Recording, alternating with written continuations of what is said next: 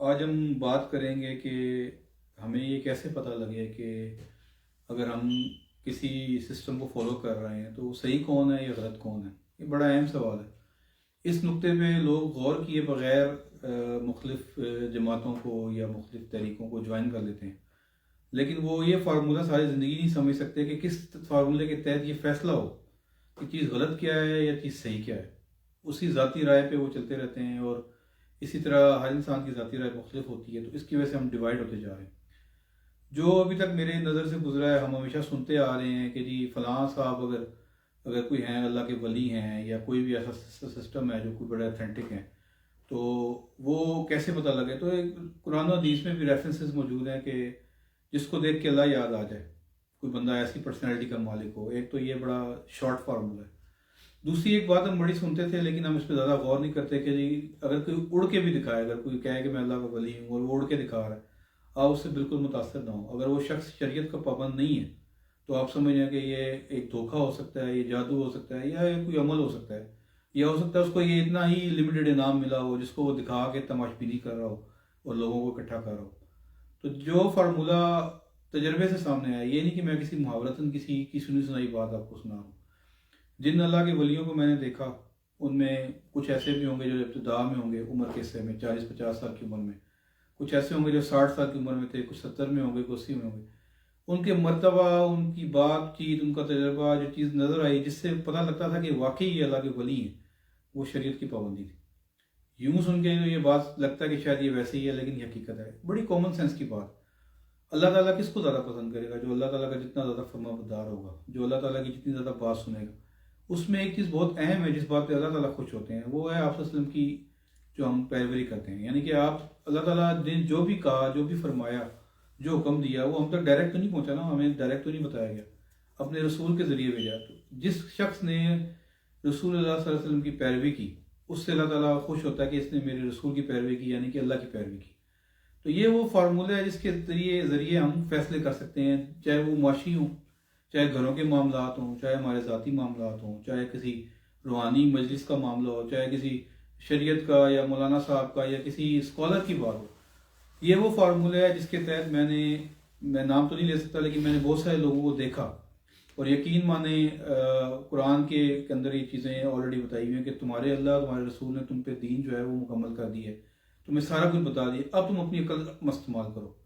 اور پھر جو لوگ قرآن کی کچھ آیتیں مانتے ہیں اور کچھ نہیں مانتے ہیں، ان کے لیے اللہ تعالیٰ نے بڑا واضح قرآن شریف میں بتایا ہے کہ ان کو ہم آہستہ آہستہ گھسیٹ کے ایسے عذاب کی طرف لے کر آئیں گے کہ ان کو پتہ بھی نہیں لگے گا.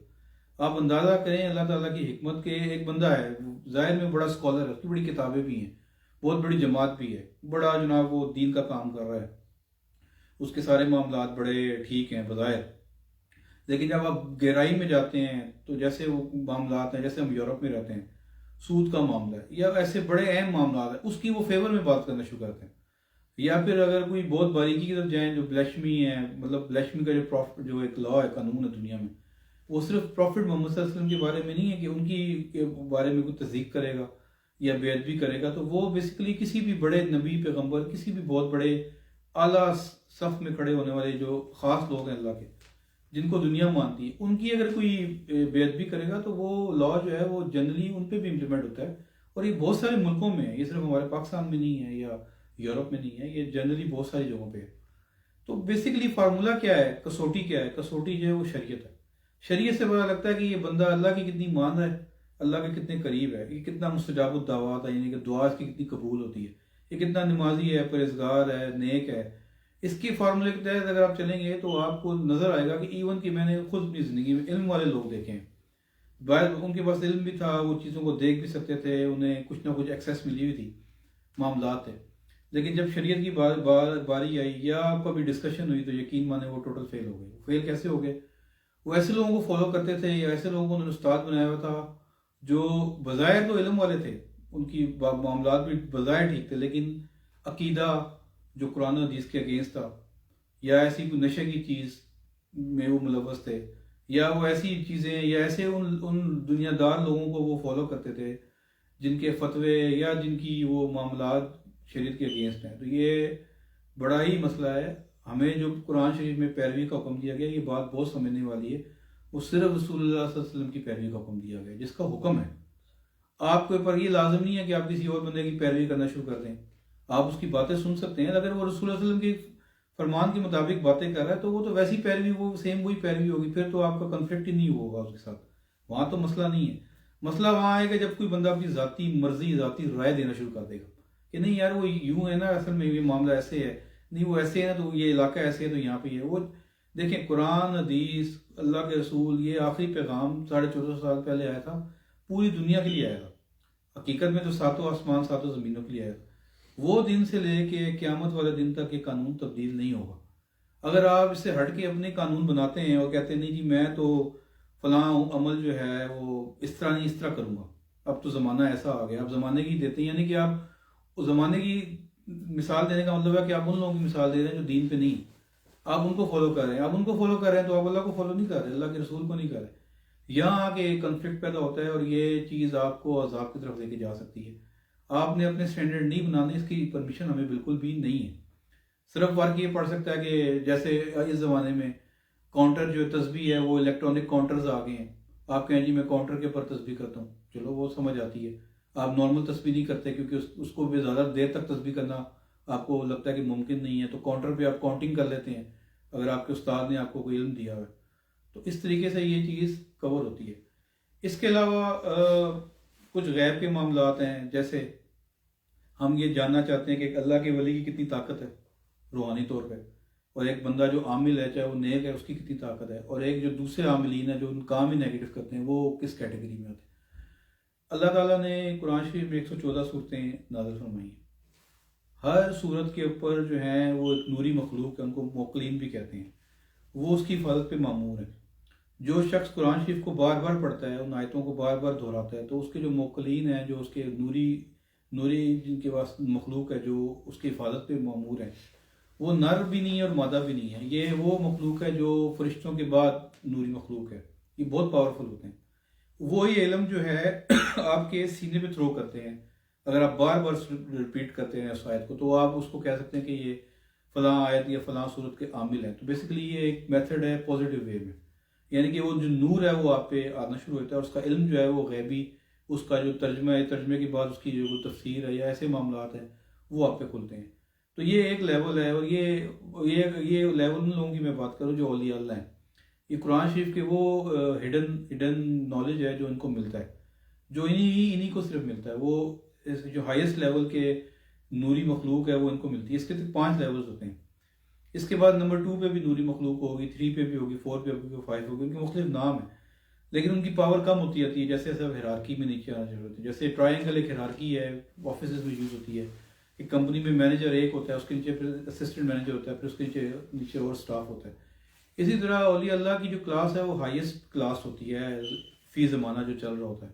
تو انہیں جو علم عطا ہوتا ہے وہ ان کی نیکی پرہیزگاری کی وجہ سے قرآن شریف سے عطا ہوتا ہے اور اللہ تعالیٰ کی طرف سے عطا ہوتا ہے، یا ان کی کسی استاد کی طرف سے اس کو آتھرائز کر دیا جاتا ہے کہ آپ یہ کریں اور آپ کو یہ چیزیں جو ہیں آپ کے پاس آ جائیں گی. پھر وہ مخلوقات جو ہیں وہ ان کی تابع ہو جاتی ہیں اور ان کے لیے کام کرتی ہیں. تو اللہ تعالیٰ جو ہے ان کو بہت زیادہ طاقت عطا کرتا ہے. اس کی 3 کلاسیفیکیشنز ہیں جنرلی. پہلے تو جو نوری مخلوق ہے وہ اولیاء اللہ کو ملتی ہے، وہ بہت پاورفل ہے. ان کے نیچے پھر 2 کیٹیگریز اور ہیں جو مختلف ناموں سے ہیں، اور ان کی جو تیسری کیٹیگری ہے اس میں جا کے نیچے جنات ہیں، جو نیک جنات، مسلمان جنات بھی ہو سکتے ہیں. اس طرح کی مخلوق ہے، وہ بھی پازیٹیو ہے. اور یہ وہ ان کی تعداد نیچے جس طرح ٹرائنگل ہوتی ہے کہ نیچے جو آتے ہیں ہیرارکی میں تعداد بڑھتی آتی ہے، بالکل اسی طرح ٹاپ لیول کی جو مخلوق آپ کو ملتی ہے نوری، وہ بہت پاورفل ہوتی ہے. ان کے جو نیچے ان کے اسسٹنٹ ہوتے ہیں وہ تعداد میں بہت زیادہ ہوتے ہیں، اور ان اسسٹنٹس کے نیچے جو اسسٹنٹ ہوتے ہیں وہ تعداد میں اس سے بھی زیادہ ہوتے ہیں. تو یہ لاکھوں کروڑوں میں چلی جاتی ہے بات. اگر کوئی شخص کہے کہ میرے پاس نوری مخلوق ہے 10 ہے، 10 کی تعداد میں، تو اس کا مطلب ہے وہ 10,000 یا 10 لاکھ یا 1 لاکھ یا کئی ہزار کی تعداد میں ہیں، وہ 10 نہیں ہے. کیونکہ جو نیچے مخلوق کام کرتی ہے غیبی مخلوق جو ہے وہ تعداد میں انسانوں سے بہت زیادہ ہے. تو یہ وہی مخلوقات ہیں جو غیبی طور پہ اولیاء اللہ کے ماتحت ہو جاتی ہیں ان کی نیکی پرہیزگاری کی وجہ سے، اور یہ جو سائلین ان کے پاس آتے ہیں ان کی مدد کرتے ہیں، چاہے وہ جسمانی بیماری ہے چاہے وہ روحانی بیماری ہے. کیونکہ جو اللہ تعالیٰ کا نظام ہے وہ چھو منتر پہ نہیں ہے. ہمیشہ غیبی طور پہ جو اسباب پیدا کیے جاتے ہیں. اگر کسی ملک کو اٹھانا ہے، کسی قوم کو اٹھانا ہے، تو اسباب وسیلے پیدا کیے جائیں گے. اگر آپ بیمار ہیں تو آپ ڈاکٹر کے پاس جاتے ہیں، شفا تو اللہ دیتا ہے لیکن اس ڈاکٹر کی روزی اس میں لکھی ہے. وہ آپ سے فیس لے گا، آپ کو میڈیسن پرسکرائب کرے گا، آپ کو بخار اتر جائے گا، یا جو بھی مسئلہ ہے. تو یہ غیبی نظام کو سمجھنا بڑا ضروری ہے. اسباب کے ذریعے یہ چلایا جاتا ہے. تو جو اولیاء اللہ کے ہوتے ہیں وہ اتنے پازیٹیو ہو جاتے ہیں پڑھائیاں کر کر کے اللہ کے رستے پہ چل کے، کہ یہ مخلوقات ان کے تابع ہوتی ہیں، پھر ان سائلین کی مدد جو ہے نا ان کے ذریعے کی جاتی ہے. تو یہ ایک بڑی جنرل سی چیز ہے. اور دوسری طرف جو نیگیٹو انرجیز ہیں، اس میں جو عاملین ہوتے ہیں جو نیگیٹو طریقے سے عملیات کرتے ہیں، وہ شیطانی عمل ہوتا ہے. اس میں جنات بھی ہوں گے، وہ بھی شیطانی ذہن کے ہوں گے، یعنی کہ نیگیٹو ہوں گے، لوگوں کو صرف نقصان پہنچانا ان کا مقصد ہوگا. اور وہ ایسے عاملین کو وہی تلاش کر رہے ہوتے ہیں کہ وہ ہمیں بتائیں کہ کس کے گھر جا کے تباہی کرنی ہے. بیسیکلی جو عامل ہوتا ہے وہ ان کا کلائنٹ ہوتا ہے. عامل کے کلائنٹ جنات نہیں ہوتے. جنات کبھی کسی کے قابو نہیں آتے، وہ آپ کا کام کر دیتے ہیں.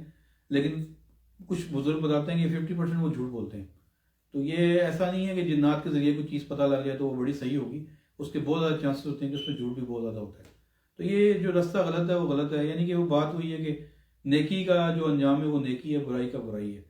تو یہ فرق ہے ایک اللہ کے ولی میں اور ایک عاملین جو غلط طریقے سے عمل کرتے ہیں اور ان چیزوں کو اکٹھا کرتے ہیں طاقت کا. اسی وجہ سے اولیاء اللہ کے آگے ان کی نہیں چلتی، کیونکہ وہ سپیریئر لیول پہ بیٹھے ہوتے ہیں. اور جو نوری مخلوق ان کے پاس ہوتی ہے وہ تو بہت زیادہ نیچے فوج آلریڈی ہولڈ کر رہی ہوتی ہے. جب آپ کو ایک نوری مخلوق ملتی ہے تو نیچے آپ کے پاس بے فوج آلریڈی آ جاتی ہے. تو اس کے ذریعے ان تک پہنچا نہیں جا سکتا، انہیں نقصان نہیں پہنچایا جا سکتا، بلکہ وہ اپنی پروڈکشن کرتے ہیں پھر. تو یہ ایک پروسیس ہے غیبی، اس طریقے سے نظام چلتا ہے. تو یہ سارا طریقہ شریعت ہے، روحانیت ہے، یہ خاص لوگوں کو پتہ ہوتا ہے. تو اپنی کسوٹی آپ جس دن شریعت کر لیں گے، آپ کے معاملات ہو لیں گے، ہمارا دین اسلام یا ہماری جو قوم ہے، یہ امت ہے، کیوں نیچے آ گیا، لیول گراف نیچے کیوں چلا گیا. اس کی وجہ یہ ہے کہ خلفاء راشدین کے دور میں اسلام عروج پہ تھا، کیونکہ وہ شریعت کے پابند تھے. ان کی کسوٹی، ان کا جو لیول تھا، جو جس سے وہ ناپتے تھے چیزوں کو، وہ اللہ کا قانون تھا. اس کے مطابق وہ فیصلے کرتے تھے، اپنی ذاتی رائے، ذاتی مرضی نہیں کرتے تھے. یا اگر کوئی کرتے بھی تھے تو وہ بھی شریعت کے مطابق ہوتی تھی. تو جب تک وہ نظام چلتا رہا ہم عروج پہ رہے. جیسے جیسے ہم نے قرآن حدیث کو اسٹینڈرڈ نہیں رکھا اور دنیا کے لوگوں کو اسٹینڈرڈ ماننا شروع کر دیا، آہستہ آہستہ ہمارا گراف نیچے آتا گیا. اور آج بدقسمتی سے ہمارے ملک میں ایسے نام نہاد لیڈر پیدا ہو گئے جن کی مطلب دینی لحاظ سے نہ کوئی بیک گراؤنڈ ہے، نہ ان کی ذاتی کردار ٹھیک ہیں، جس کی وجہ سے لوگ ان کو جہاں کراؤڈ دیکھتے ہیں وہاں چلے جاتے ہیں، ان کو فالو کرتے ہیں، اسلام کو فالو نہیں کرتے. سارا کا سارا معیار ہمارا جو ہے نا وہ بہت ہی زیادہ نیچے لیول پہ چلا گیا. اور غیر مسلم جو ہیں ہم پہ حکومتیں کر رہے ہیں. اس کی وجہ یہ قرآن حدیث میں بھی ہے. اس کی وجہ یہی ہے کہ ہم نے اصل کو چھوڑ دیا. تو اصل کی طرف واپس آئیں. اور یہ ہمیں تحریک چلانی چاہیے، دلوں کی تحریک، جس کو اللہ تحریک جس طرح میں نے بنائی ہے. چاہے آپ اپنی ذاتی طور پہ بھی اس کو تحریک کو اپنے دل میں چلائیں، چاہے مجھ سے آپ نہ بھی جوائن ہو، لیکن اللہ سے تو جوائن ہو سکتے ہیں، اللہ کے رسول سے تو ہو سکتے ہیں، تاکہ ہم ایک سوچ پہ ہیں اور یہ ڈویژن ختم ہو. تو آج کا پیغام یہی ہے کہ اپنی کسوٹی، اپنا اسٹینڈرڈ قرآن و حدیث کو رکھیں.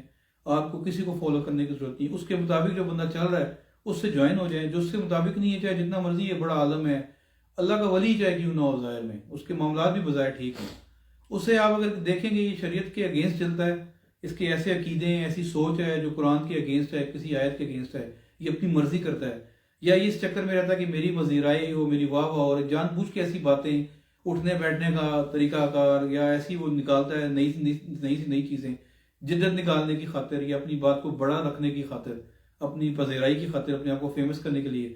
تو سمجھ جائیں کہ یہاں پہ یہ معاملہ خراب ہے. تو ایسے لوگوں سے دور رہیں اور اپنے سٹینڈرڈ کو جو ہے نا وہ ٹھیک کریں. انشاءاللہ آپ کو میری بات سمجھ آئی ہوگی. نیکسٹ ویڈیو میں ہم پھر مزید کسی ٹاپک پہ بات کریں گے. اللہ حافظ.